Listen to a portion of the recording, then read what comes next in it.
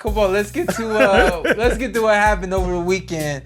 Claressa Shields got in the ring and looked a little bit like she looked yoked up. Yeah. She's always looked in shape. She's always looked right, but for her coming up to heavyweight, is it 189? Is that the weight class? 175. Yeah. 175? So light heavyweight in men's. Yeah, so for her to come up to 175, I mean, she looked all of 175, and I was like, wow, like, she ain't playing no games. This ain't no just, let me run up here and get some belts and then go back down. Like, she really filled into that 175. It was like, I mean, you perfect example. It's like you got to get in shape without cutting weight. Because is that a whole nother, like, getting in shape is one thing, Sean, and then cutting weight is a whole nother? The thing that I started to learn, like, near the end part of my career, even though it had been given to me so many times, as a fighter, we call them creatures of habit. So when you figure out what works for you, you're not trying to do nothing else but eat what you know is going to work and get you there. And so I had a nutritionist telling me, man, we're going to get you 2,500 calories. You're going to be eating steak. How does that sound? And I told you, I said, I don't want to eat steak. You don't want to eat steak? I said, no, because I don't know what that's going to do to me. I'm telling you what's it going to do to you. I got the science right here. It all proves it. So saying all that to say, she gets an opportunity to get more calories, more nutrients, and come to the ring much stronger. That's why I look at guys and I say, well, when you go up a weight class, you're going to be stronger than you were at the weight class that you were fitting into, because you get more. There's more nutrition and more. There's added muscle and muscle tissue and all those things.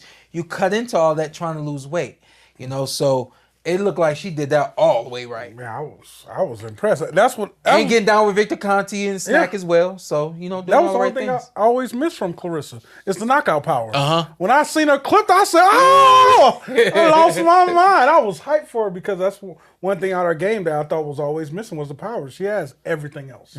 So I think part of why that happened, part of why she got the knockout was what you guys are talking about. Kind of like Floyd and Manny benefited from that as small welterweights. They were cutting really nothing. Even though they're seemingly the smaller guy, they're very strong because they cut nothing. They didn't drain anything against naturally bigger guys who are doing that. So yeah, part of it was that she was strong and comfortable at this weight. But I thought a big reason she got the knockout, I think ever since Hannah Gabriel's, the one girl who dropped her about 6 years ago, with the exception of really Savannah Marshall, for the most part, her fights, I think part of why knockouts weren't coming, they were starting to reach a pattern where she'd hurt the girl early, and then the girls would kind of fight to survive. And they'd put the earmuffs on and not exchange, not open, not really keep trying to win, other than Savannah, who took her best round after round.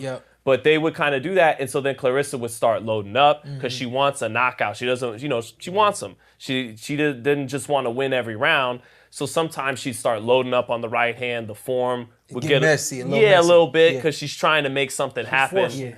Trying to force it against fighters that are overwhelmed by the hand speed, because that's always been one of her best gifts. I think men or women's boxing, she has some of the fastest pairs of hands in her era, in this generation of the sport. I like how you said they do pairs, putting the twos together, and not just, you can be fast off the draw with the jab. Right. You can be fast with a counter right hand, but to put two together and keep coming with it, pairs of speed, I like that. Yeah, I think she's got some of the fastest hand speed, in the last 10 years, men or women. That's like one of her real gifts. I can't argue that. She's got a great jab, she's got good technical skills, but it's that she can press a button and put 10 together, and you don't have an answer for that. Katie Taylor is a little similar like that too at lightweight. They could press that button. So I think part of why she wasn't getting knocked, she got this knockout, the girl was coming forward. She believed, I'm a heavyweight, she's not. I can take some, let me get in there. Down she went. Because she was going, like A.B. A month ago. Pacquiao couldn't put him down. Mikey Garcia couldn't bounce. These are harder. Couldn't put it down. Right. These are harder punchers than Blair Cobbs, right? But against Cobbs, he was coming forward. He walked in. Same thing with her.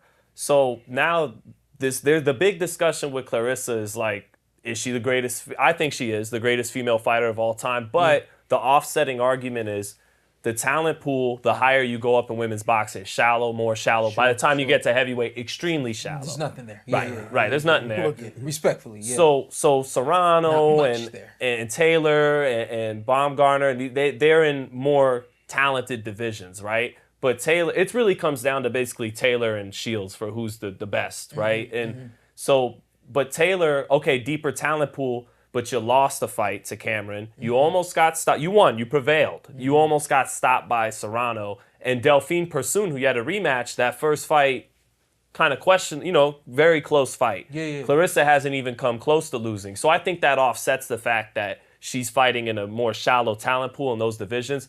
Okay, she's fighting a little bit more inferior fight, but not even coming close to losing. Yeah. So that's the discussion. Is do you like Claressa's just totally unchallenged dominance against a more shallow talent pool from 54, 60 and then on? Or do you give more credit to Taylor, who's lost the fight, come close to losing a few other fights, but she's probably fighting a little bit tougher competition? I give it to Claressa a little bit. Yeah, I do too. I think also we gotta mention Amanda Serrano as well. Of course. You already mentioned Yeah. her, but I mean, I think we would have to, if we were to have a GWOAT conversation, we could legitimately argue Serrano Claressa too. and Serrano. I would argue those two. I really wouldn't argue Katie Taylor being the GWOAT over Serrano with the 8 divisions and over Claressa. You know, but yeah, I mean, you can't argue with.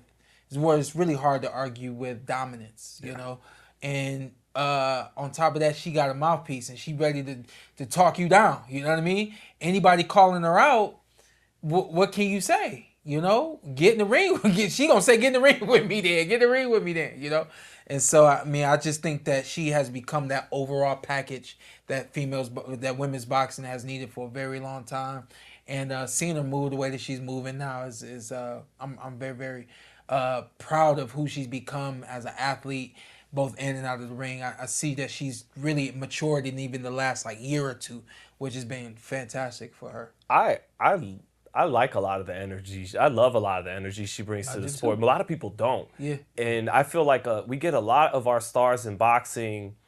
I don't need this guy. I don't need to do that. She's Mrs. I want all the smoke always. Yeah. I'll go to England to do it. Who's next? I like that. That's that old school. Yeah. I'm the baddest MFer and I'll prove it any way, shape, every single day, 7 days. I like that. Is she like that. signed to anybody? She moving? She's with Dimitri Salita. Okay. Yeah, that's her promoter. Okay. He said, okay. I seen it on the ropes. Okay. Yeah, I respect. There's Mark Taffet. Shout out to John David. Such an underrated trainer. Yeah. What do we do now? What's the next challenge? MMA, I guess, because I mean, she can't. Alicia not gonna come up. She can't get down. She just fought. I said. Yeah. Alicia, you got to at least come to 154. No, why you want that to happen? What else she got? It's a name against a name. That's what else she got. They've been talking. Yeah, it's I want to see that. But one thing I thought Alicia had a shot with was the power. Then I seen what she did last night. I'm like, this might be a long night for Baumgartner. Man. You thought Baum. Oh, yeah, we had That's the only thing. That's the only thing. That's the only thing. That's the only thing. Now it's damn, this might be Spence Crawford. I don't know. I think she just, I would say if anything, stay busy. You know, we know that there's no one that can contend with you until we see it. Just keep doing it. Keep doing what you're doing and keep trying to use your name to get other places. You know what I mean? Who she has become as a marquee boxer is opening up other doors for her. Yeah. So just keep opening them doors up. Keep doing what you're doing. Keep moving like Klitschko's did. Right. They had no challenge. You're the show. Kept fighting. Boom. Just kept fighting. The show is you. Not the potential competitiveness of the fight. It's just come see this concert. Yeah.